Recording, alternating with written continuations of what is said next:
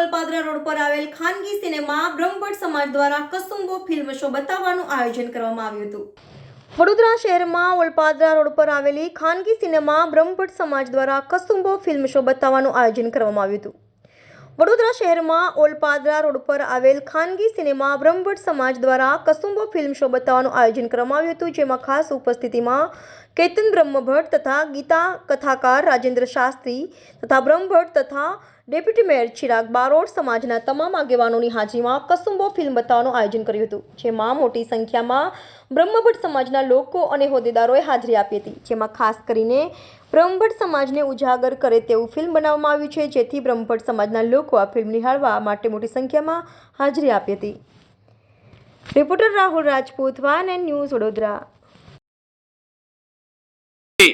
મિત્રો, વંદે માતરમ, ભારત માતા કી જય। હું રાજેન્દ્ર શાસ્ત્રીજી, પોતે બ્રહ્મભટ્ટ છું, ગીતા કથાકાર, સુરતથી આવ્યો।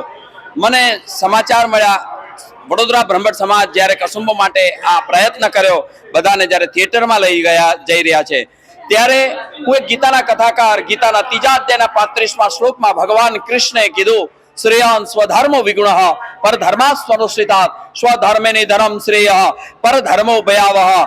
કેન્દ્રિત વિજયગીરી બાવાનો જે પ્રયત્ન છે એ સરાહનીય છે, અને શૌર્ય આધારિત આ ફિલ્મ જે દાદુજી બારોટ સમાજના 51 માથા આપ્યા, શહીદી વોરી વીરગતિએ પામ્યા, પરિણામ જૈનોના તીર્થંકર આદિનાથ ભગવાનનું મંદિર બચી શક્યું, તીર્થક્ષેત્ર।